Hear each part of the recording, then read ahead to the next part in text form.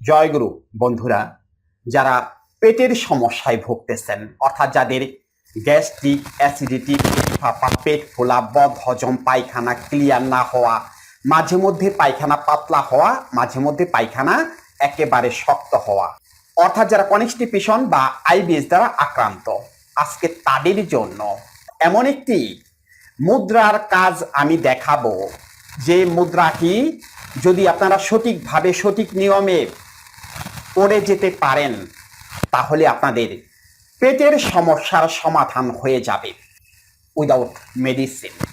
কোনো ওষুধ লাগবে না, অর্থাৎ সারা জীবনে একটা গ্যাস্ট্রিকের ট্যাবলেট আপনাদের খেতে হবে না, যদি আপনারা এই মুদ্রার কাজটি ঠিকমতো করে যেতে পারেন।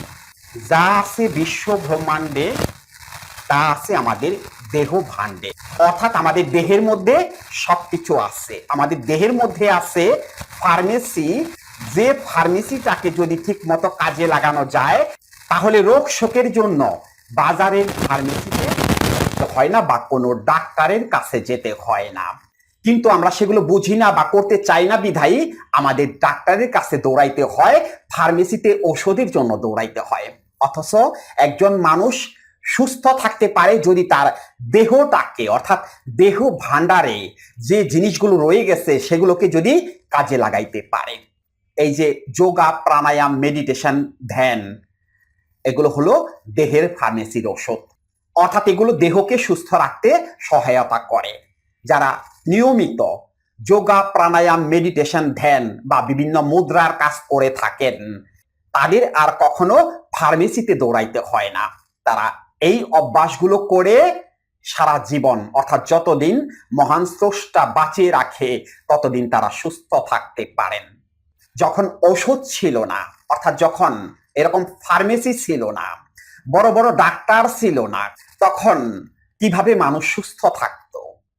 তখন তারা সুস্থ থাকতো এরকম বিভিন্ন যোগা, প্রাণায়াম, মেডিটেশন করে, অর্থাৎ দেহের ফার্মেসিকে কাজে লাগিয়ে তারা সুস্থ থাকার চেষ্টা করত।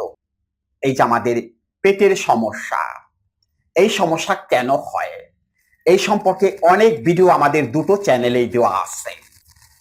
সেখানে বলা আছে পেটের সমস্যা কেন হয়। পেটের সমস্যার জন্য ৭৫%টাই মানসিক সমস্যা। সেই মানসিক সমস্যাগুলোর কারণে পেটের সমস্যা হয়ে থাকে। অর্থাৎ একজন মানুষ যখন অতিরিক্ত দুশ্চিন্তা, নেতিবাচক চিন্তা, হতাশা বা সন্দেহবাতিক রোগ দ্বারা আক্রান্ত হয়, তখন তার শরীর থেকে টক্সিন নামের এক ধরনের হরমোন নিঃসরিত হয়, টক্সিন হরমোন, যেটাকে মেডিকেল সায়েন্সে বিষ বলা হয়ে থাকে। সেই টক্সিন হরমোন নিঃসরিত হওয়ার কারণে পেট ফাঁপা, পেট ফোলা, বদহজম, পায়খানা ক্লিয়ার না হওয়া, এরকম সমস্যাগুলো হয়ে থাকে, অর্থাৎ পেটের সমস্যা হয়ে থাকে। এখন এই টক্সিন হরমোনটাকে নিয়ন্ত্রণ করার জন্য কি করতে হবে? নিশ্চয়ই মানসিক সমস্যার সমাধান করতে হবে। অর্থাৎ আপনি যে দুশ্চিন্তা করেন, সেই দুশ্চিন্তা বন্ধ করতে হবে। আপনার মধ্যে যে সন্দেহবাতিক রোগ আছে, সেগুলোকে দূর করে ফেলতে হবে। তাহলেই তো টক্সিন হরমোন আর উৎপন্ন হবে না, আপনি সুস্থ থাকবেন, অর্থাৎ আপনার পেট সুস্থ থাকবে। আর এই টক্সিন হরমোনটা নিয়ন্ত্রণ করার কাজ করে বায়ু, অর্থাৎ বাতাস। ঠিক মতো যদি শ্বাস প্রশ্বাসের আদান প্রদান হয় বা শ্বাস প্রশ্বাসের আদান প্রদান করা যায়, তাহলে টক্সিন হরমোন নিয়ন্ত্রণ হয়ে যায়। টক্সিন হরমোন নিয়ন্ত্রণ হয়ে গেলেই সমস্ত রকমের দুশ্চিন্তা, নেতিবাচক চিন্তা, অহেতুক সন্দেহ, এগুলো দূর হয়ে যায়। যারা সকালে হাঁটতে যান, তারা ভালো করে খেয়াল করে দেখবেন, ওই সময়টায় দুশ্চিন্তা কিন্তু থাকে না, নেতিবাচক চিন্তা কিন্তু সম্পূর্ণরূপে দূর হয়ে যায়। সূর্য উদয়ের আগের যে বাতাসটা প্রবাহিত হয় বা আমাদের দেহে প্রবেশ করে, ওই বাতাসটা বা ওই বায়ুটা টক্সিন হরমোন নিয়ন্ত্রণ করে। অর্থাৎ আমাদের দেহের মধ্যে রয়ে গেছে পঞ্চতত্ত্ব, অর্থাৎ পঞ্চতত্ত্ব দিয়ে কিন্তু আমাদের দেহ গঠিত। অগ্নি, বায়ু, আকাশ, পৃথিবী, জল। এই যে পঞ্চতত্ত্ব বা 5টি উপাদান আছে, এই 5টি উপাদান দ্বারা কিন্তু আমাদের দেহ গঠিত। অর্থাৎ এই 5টি উপাদান বা এই পঞ্চতত্ত্ব আমাদের দেহকে নিয়ন্ত্রণ করে। সেই জন্য দেহকে সুস্থ রাখতে হইলে এই পঞ্চতত্ত্বকে কাজে লাগাতে হবে। তার মধ্যে একটি অন্যতম তত্ত্ব বা অন্যতম উপাদান হলো বায়ু। অর্থাৎ আপনি যদি আপনার পেটকে সুস্থ রাখতে চান, তাহলে বায়ুকে কাজে লাগাতে হবে। আর এই যে পঞ্চতত্ত্ব আছে, এই পঞ্চতত্ত্ব মুদ্রায় ডিভাইড হয়ে যায়। অর্থাৎ এই পঞ্চতত্ত্বের জন্য, পঞ্চতত্ত্বের কাজ করার জন্য 5টি আলাদা মুদ্রা আছে। সেই মুদ্রা এই পঞ্চতত্ত্ব নিয়ন্ত্রণ করে। আর এই পেটের সমস্যার জন্য যে মুদ্রার কাজটি করতে হবে, সেটি হলো বায়ু মুদ্রা। অর্থাৎ বায়ুকে নিয়ন্ত্রণ করার জন্য যে মুদ্রা সেটা হলো বায়ু মুদ্রা। সেই বায়ু মুদ্রা কিভাবে করতে হয় আসুন আপনাদের আমি একটু দেখিয়ে দিই। এই বায়ু মুদ্রার কাজ করার আগে সকালবেলা অবশ্যই ঘুম থেকে উঠে একটু হাঁটার অভ্যাস করবেন, অর্থাৎ 15 থেকে 20 মিনিট একটু হাঁটবেন। তারপরে যে কোনো একটি আসন করে বসে পড়বেন, সুখাসন, বজ্রাসন, পদ্মাসন, গোমুখ আসন, যার যে আসনটি পছন্দ সে সেই আসন করে বসে পড়বেন। তারপরে বায়ু মুদ্রা কাজ করবেন। এই যে আমাদের হাতের 5টা আঙ্গুলি আছে, এই যে দ্বিতীয় আঙ্গুলিটি আছে, এই আঙ্গুলিটি কিন্তু বায়ু মুদ্রার কাজ করে, অর্থাৎ এটা কিন্তু বায়ু। কিভাবে করতে হবে একটু দেখে নেন। এই যে বৃদ্ধাঙ্গুলি আছে, এই বৃদ্ধাঙ্গুলির ঠিক নিচের অংশ, অর্থাৎ একেবারে গোড়ার যে অংশটা আছে, এই জায়গাটায় এখানে বায়ু মুদ্রা নিয়ন্ত্রণ করে যে আঙ্গুলি, অর্থাৎ এই যে দ্বিতীয় আঙ্গুলটা আছে, এই আঙ্গুলটার একেবারে ঠিক মাথার অংশ এভাবে স্পর্শ করাবেন। এই দেখেন এভাবে স্পর্শ করাবেন।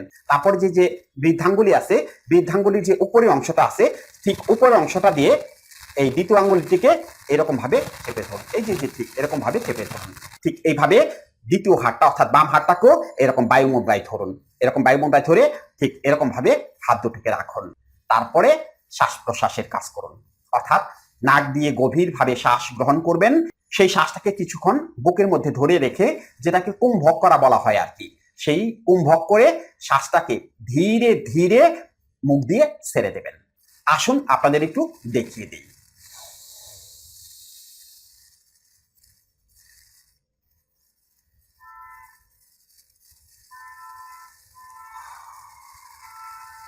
এইভাবে 3 থেকে 4 মিনিট বা 5 মিনিট করার চেষ্টা করবেন সকালবেলা। দেখবেন পেটের কোনো সমস্যা থাকে কিনা, অর্থাৎ পেটের সমস্যার সমাধান হয়ে যাবে, অর্থাৎ যদি ঠিক মতো করতে পারেন। এখন অনেকের মধ্যেই একটি প্রশ্ন রয়ে গেছে, বা আমাকে অনেকে প্রশ্নটা করবেন আমি জানি, সেটা হলো কতদিন করতে হবে।